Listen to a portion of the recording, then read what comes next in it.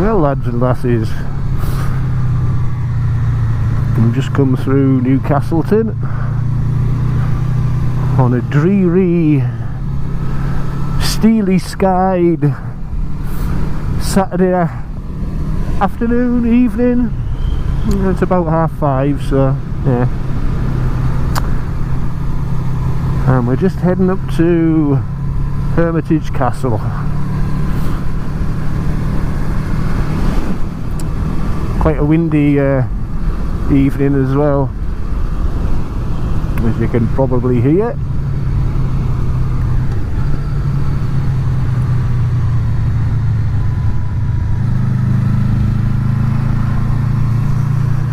Yes, not the greatest filming conditions, I have to say, but I just thought I would nip up here to Hermitage Castle, that is, and I thought I'd just pinch in onto the grounds and do a bit of filming. Let's hope I don't get nabbed.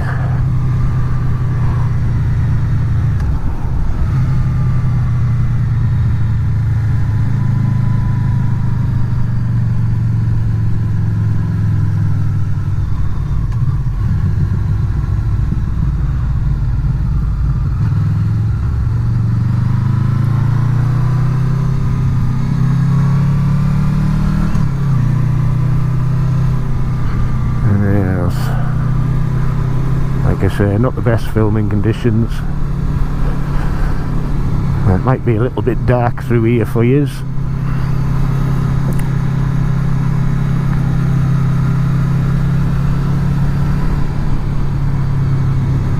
As yes, my second set of ND filters has arrived.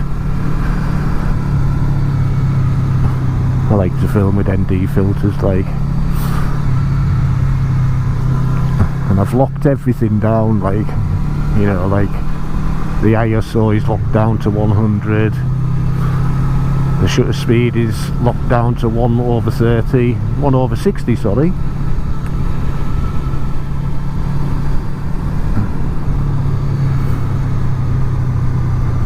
So it might not be too bright through those treed sections.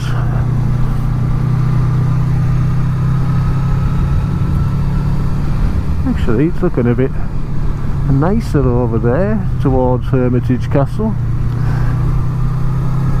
I could check the rain radar. There wasn't going to be any rain, so there's clouds blowing through. All the rain appears to be to the side of the Lake District, sort of Kendall way and that.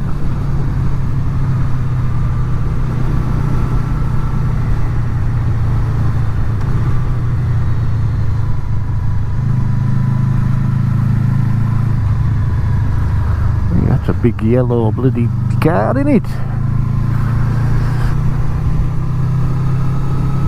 You'd have to be pretty blind not to see that on the road.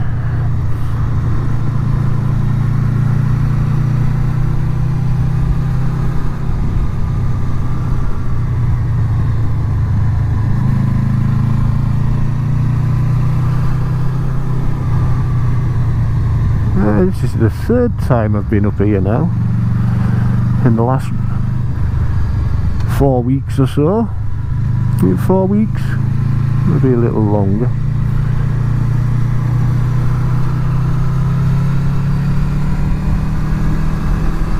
I'm smitten by the place, like.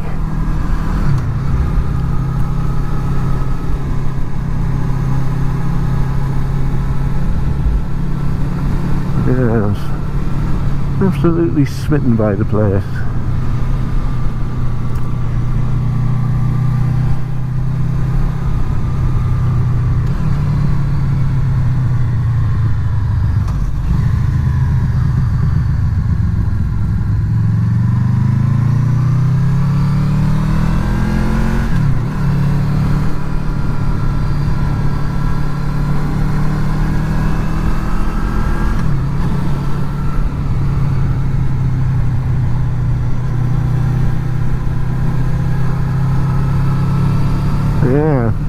I've got the whatchamacallit on the back, the top box.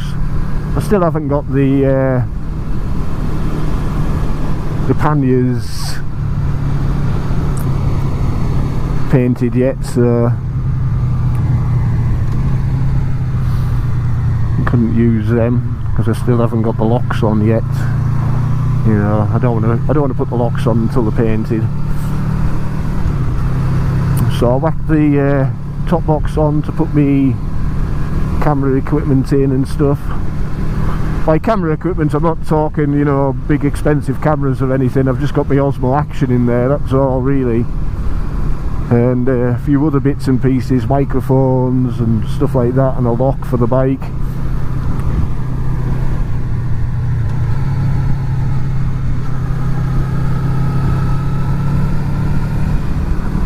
Nearly there anyway.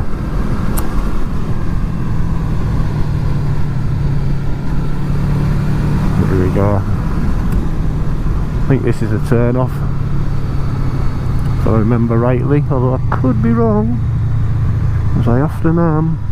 Yeah, I am. I am.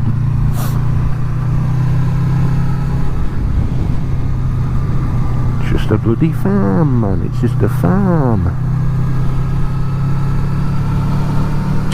These hills, eh? Very foreboding on this sort of evening. Here we go. Hermitage Castle. Hermitage Castle.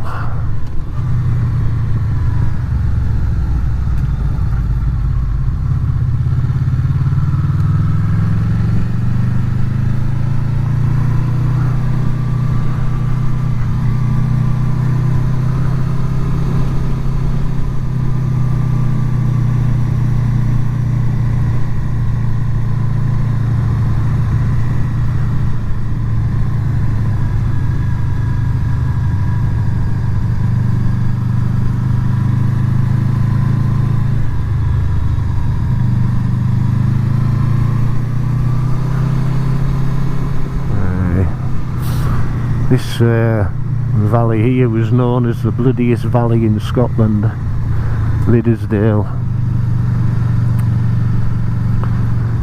The bloodiest valley in Scotland.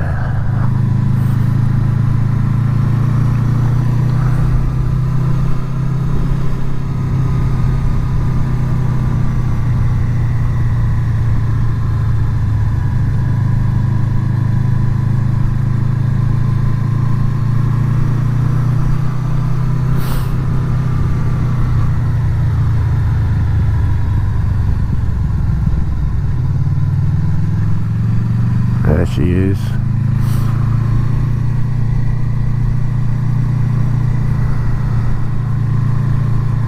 The guardian of Liddesdale, Hermitage Castle.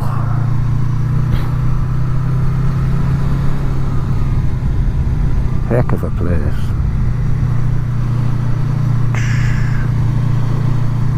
It's one hell of a castle, that.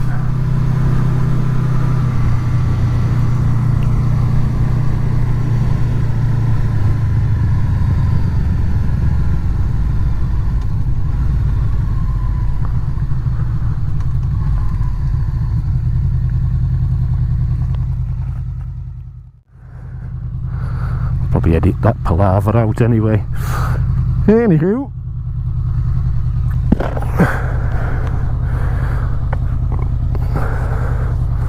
just going to get myself sorted and I'll be back with you. So, see you shortly.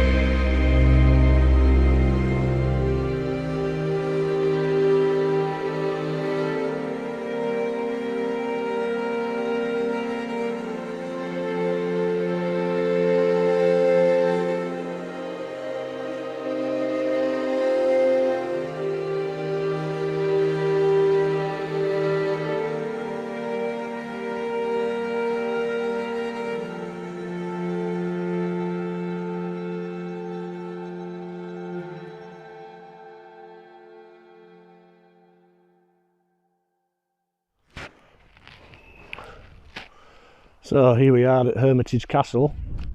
The castle actually dates back, or at least there was a castle definitely on this this site, or maybe just a little bit further away, where the chapel is built, way back in the 12th century. And it was originally built by Nicholas de Soulis. But what I want to talk about is his grandson, William de Soulis. Now, William de Soulis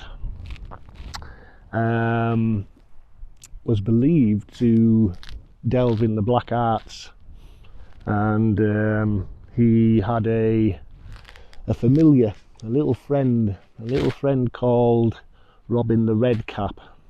I don't know if you've heard of redcaps or not, but the Redcap goblins are believed to inhabit the ruined castles of the border regions, particularly in the Scottish borders. Nasty little creatures, and they're called redcaps because they have to soak the caps in blood, otherwise they'll die. If the blood dries, they'll die. So they're always murdering, apparently. So anyway, this William de Soulis, he was around in the mid 14th century, around the 1300s, and him and his little friend Robin Redcap, or Redcap Sly as is also known as, how they come together nobody really knows.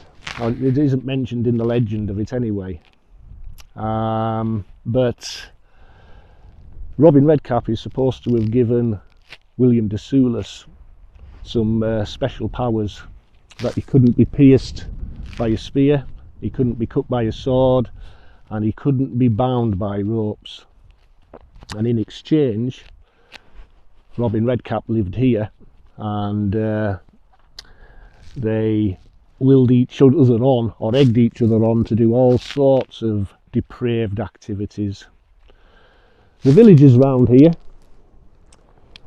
started noticing that people were going missing, not only travellers in the area, but also, you know, like the children of the village and so on. And it's believed that from the castle they could hear screams and all sorts of things going on, all sorts of depravity. So they petitioned the king, who was Robert the Bruce at the time. They petitioned the king. He came down here with his men, and they couldn't get rid of him initially. You know, they couldn't pierce him with a spear, they couldn't stab him with a sword, they couldn't bind him with ropes. So what they did was they bound him with lead, apparently. And when they bound him, they took him up onto a place quite close to here, a place called Ninestane Rig, and they boiled him in lead. So that's the legend. The truth is that William de Soulis was actually planning regicide against Robert the Bruce, and he was captured here and imprisoned in Dumbarton Castle, where he died in the same year as he was imprisoned. So it's just a bit of a, you know, old housewife's tale about the redcap goblins and all that sort of carry on.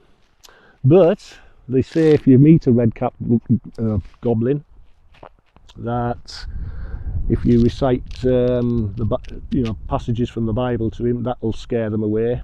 Or if you really want to do them some harm, you just show them a crucifix.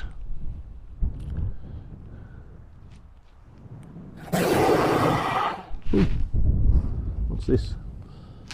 Oh, and what will happen to them then is they will burst into flames with a shriek, and all that will be left is a tooth, a sharpened tooth.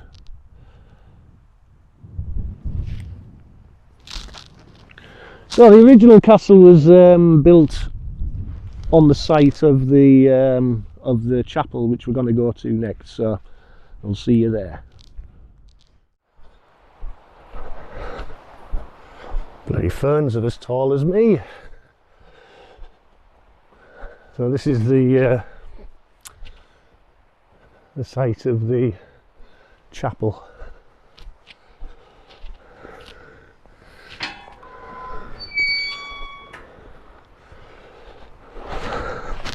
And believed to be the original site of the De Soulis stronghold.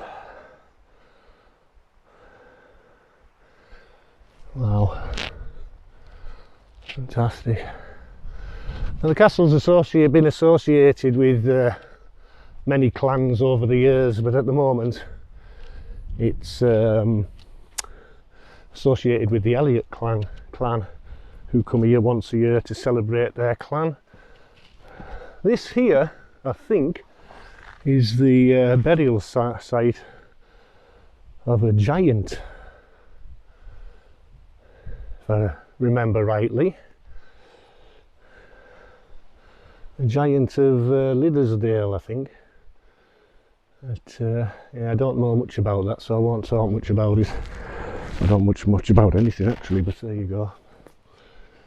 So yeah, like I say, this is believed to be where the original castle, or the original stronghold, was built.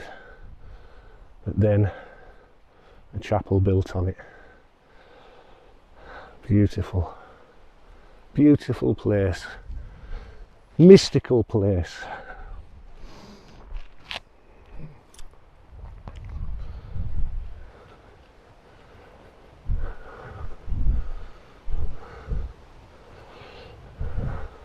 Oh, bit of respect, Mark, don't sound people's graves. Let's see what this says. Hermitage Castle, foundation of the 13th century chapel. The surrounding banks and ditches look defensive, and this site might have been an old manor place with residential buildings of wood, now gone, and just the private chapel built of stone. Yeah.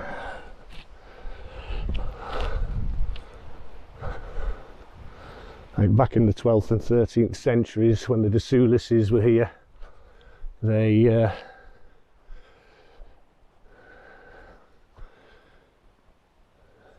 when the De Soulises were here, it would have been Mott and Bailey sort of castles, you know.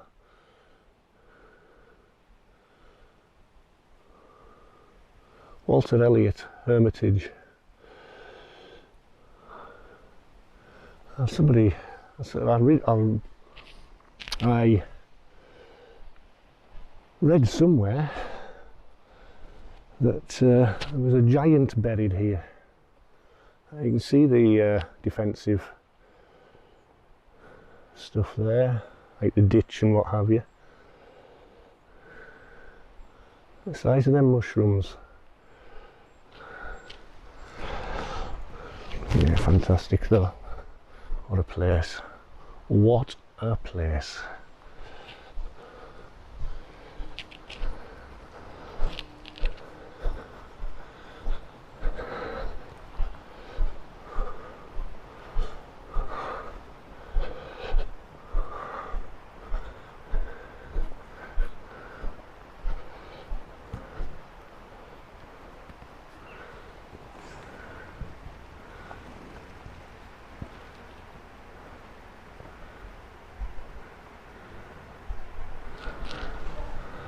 Brilliant.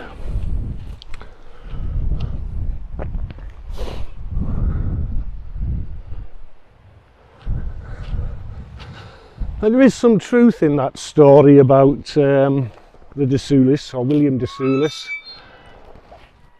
There was a De Soulis, a Ranulph De Soulis, who was cruel to his servants, and they wound up killing him because of that.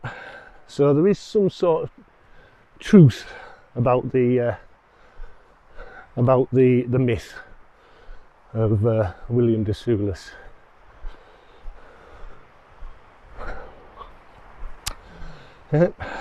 Most myths have a little bit of truth about them. So anyway, if you're ever in the area, you know, if you're travelling up the A7 for example, up towards Hoyk and Kelso and what have yourself a nip across to Hermitage Castle. I believe it's Burnfoot on the A7 where you turn off for Hermitage Castle, and it's about, I don't know, 10 miles over the hills. It's quite a crappy road, like, it has to be said. When I say crappy, it's you know, it's a single track road, sheep on it, gravel on it, but it's definitely worth a visit, chaps. So when it finally opens up, get yourself down here. Like I say, I couldn't go in the actual castle, but normally you can when it's open. And from videos that I've seen, I'll probably put links in the description to some other stuff, pre-COVID stuff, and you'll see what I mean. It's definitely worth a visit. So let's get back on the bike. There she is, me little darling.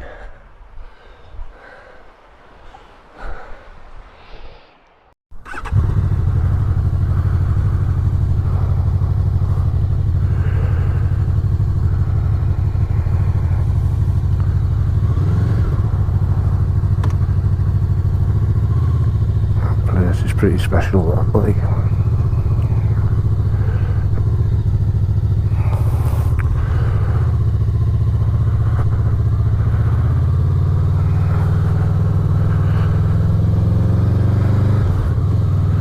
Oh, lads and lasses, that was Hermitage Castle.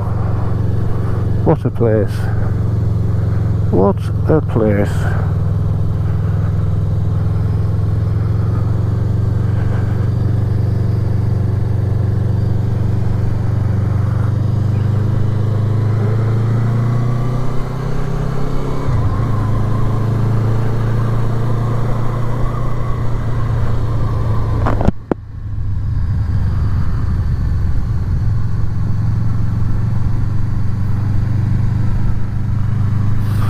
Yeah,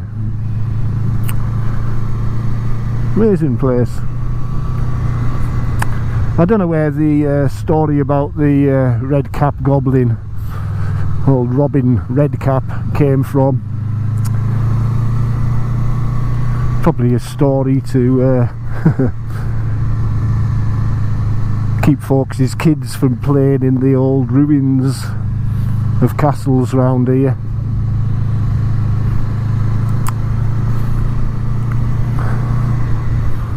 There's allegedly the chuck stones down on, oh come on mister, bloody hairs, eh? Crazy thing. Yeah, apparently the chuck stones down on you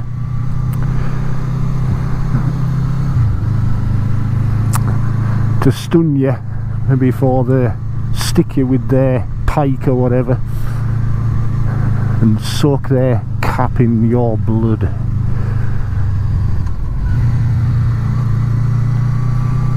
Amazing story though.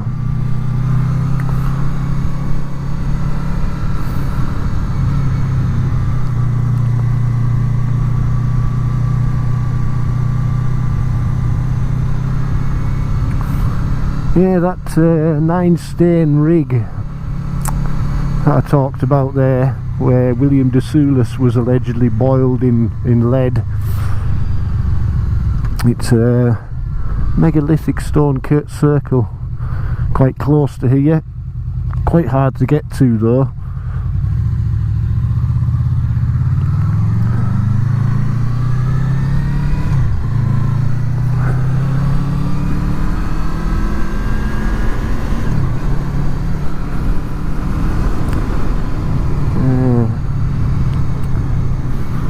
And of course, 9-stane rig 9-stone rig.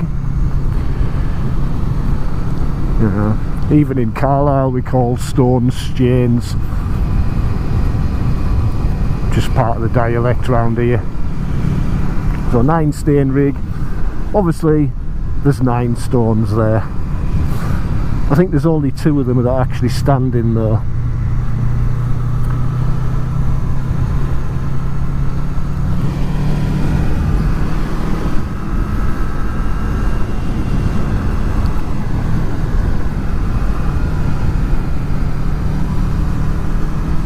Quite strange though how the story kind of ties in with that Ranulph de Soulis.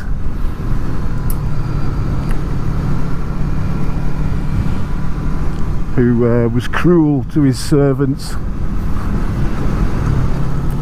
and was eventually killed by his servants.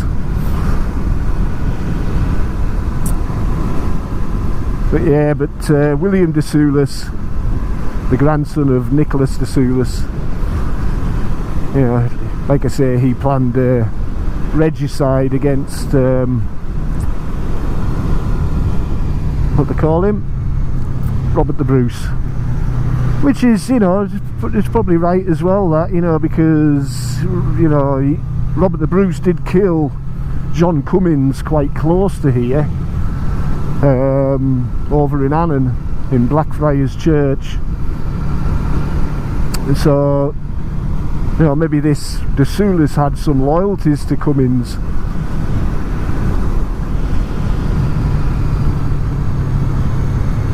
And of course Robert the Bruce found out about it and came down, captured him, took him to Dumbarton Castle, and he died there within a year.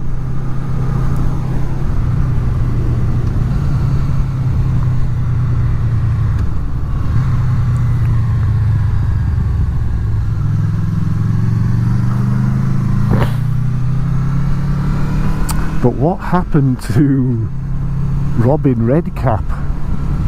This is the question. Is he still lurking in there,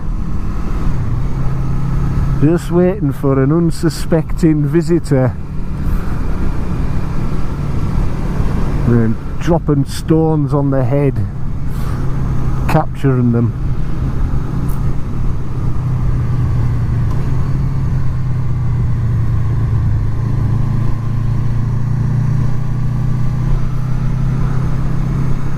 Fantastic story that though, told very badly by me.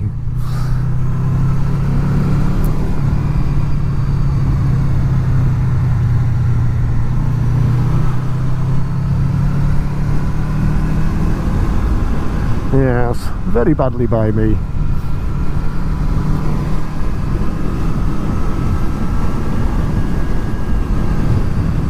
Turned out not to be a bad night actually.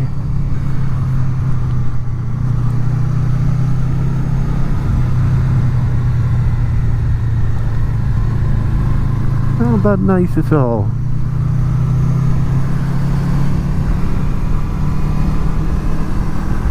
Still a bit windy though.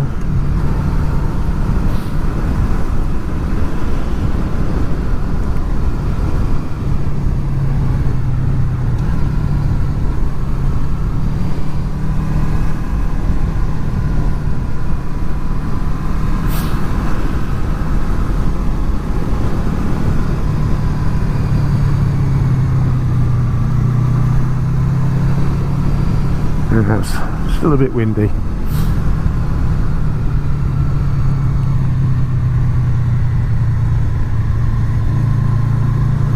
Yep, bit of a fixer upper there.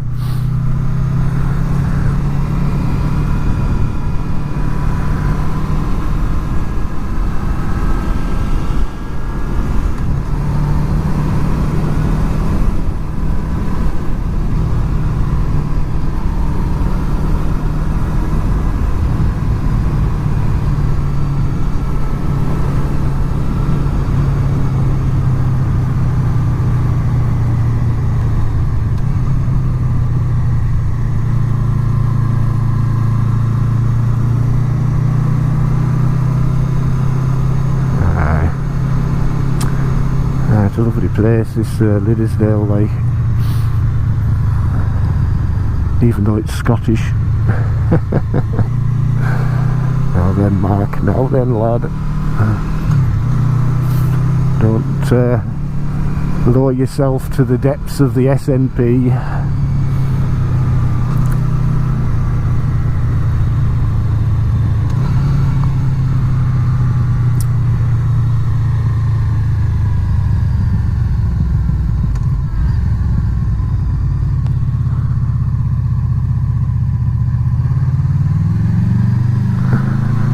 Yeah, another story associated with Hermitage Castle.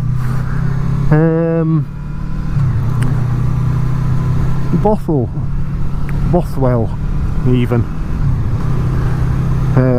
The third husband of Mary Queen of Scots had been sent down to the borders by Mary to sort out the reivers, stop them knocking chunks out of each other. And he'd been injured, and Mary heard of this, and who was in Jedburgh at the time, Jedburgh, which isn't too far away from here, maybe 40 miles away, 50 miles away maybe, heading east. She came galloping over to see him, make sure he was alright, through snow and frost and what have you. Anyway, on the way back, a horse slipped and she wound up getting ill as well. Just another little story about Hermitage Castle.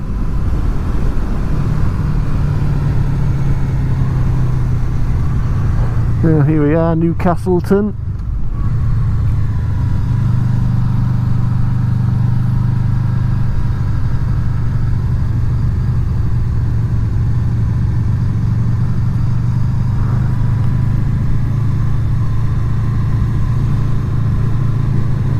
Quaint little village.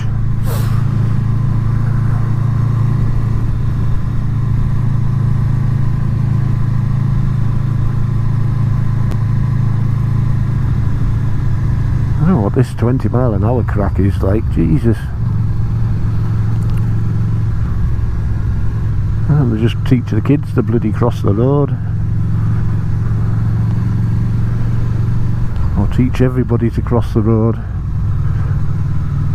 Look left, look right, look left. Listen for traffic as you cross.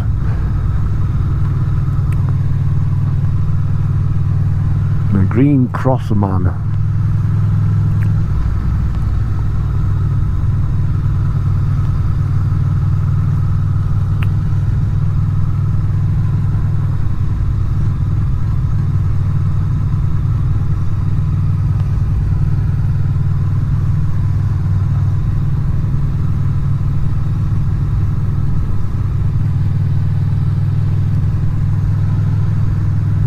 Market Square.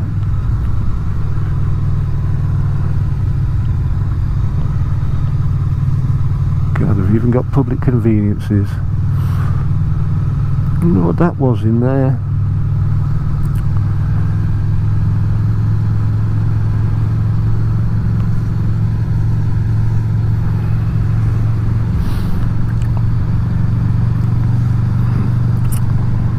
Kids waving.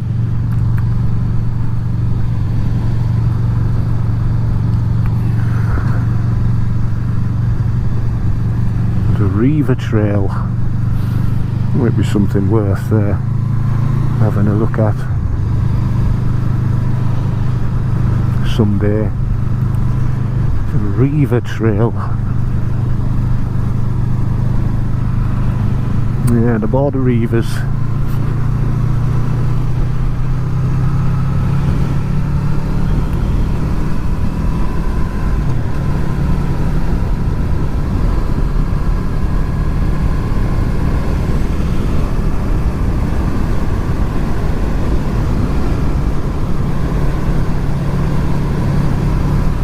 Well, ladies and gentlemen, I'll say my goodbyes now. If you've been watching, thanks for watching. It's much appreciated. So ride safely if you ride a motorbike. Look after yourself, look after the people that you love. So till I see you again, peace out.